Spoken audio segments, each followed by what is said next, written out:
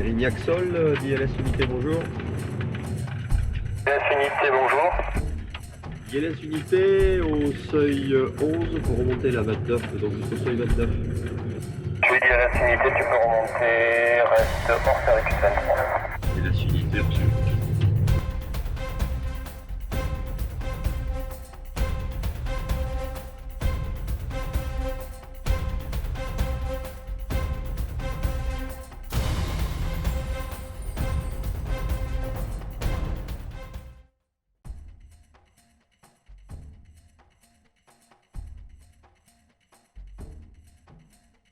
Salut Jean-José, est-ce que tu peux nous décrire brièvement ta fonction actuelle au CERENA Sud-Ouest et peut-être aussi ton expérience? Moi je suis de la promo 1992, donc ça veut dire que ça fait 20 ans que je suis dans la boutique. Pour te donner un exemple de mon parcours, j'ai fait 5 ans sur des systèmes principalement avec de l'HP Unix et des bases Oracle. Ensuite j'ai fait 3 ans où j'ai fait de l'instruction sur les réseaux X25. J'ai fait 4 ans sur des systèmes principalement sous Linux. Et aujourd'hui, ça fait 3 ans que je m'occupe du paramétrage des IHM qu'utilisaient les contrôleurs pour assurer la sécurité aérienne.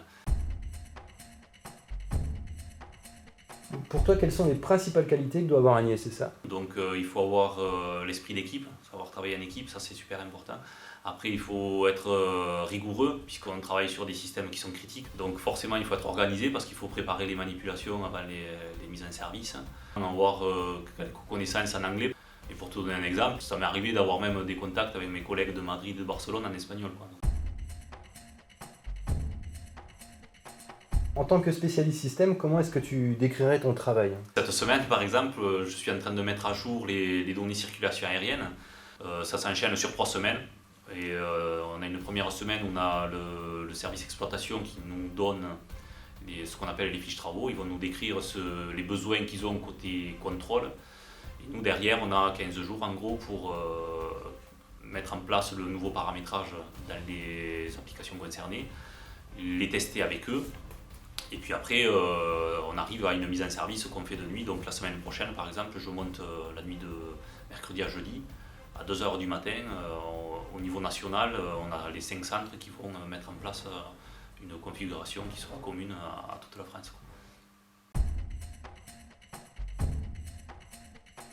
Bonjour Jean-Paul, est-ce que tu peux nous présenter en quelques mots ce qu'on fait ici dans la supervision? Oui, alors nous sommes ici dans la salle technique, dans la salle supervision du Centre régional de navigation aérienne du Sud-Ouest. Donc nous sommes 3 superviseurs pour surveiller le matériel dont on a la charge. Donc un superviseur s'occupe de toute la partie radio-téléphonie. Donc il a à sa charge donc, de superviser toutes les fréquences radio, les lignes téléphoniques intercentres. Un superviseur radar visu, il s'occupe de la surveillance des stations radar, de la visualisation et également du réseau. Le 3e superviseur, lui, s'occupe de toute la partie calculateur, pour fournir donc l'image sur les postes de visualisation. Quel est le domaine d'intervention de la supervision Donc ici? le CERENA Sud-Ouest, on a donc en charge le quart sud-ouest de la France, donc une région qui s'étend à peu près de Nantes, remonte légèrement sur Pithiviers, descend le long de Clermont-Ferrand jusqu'aux Pyrénées. On supervise donc tout le matériel de cette région aéronautique.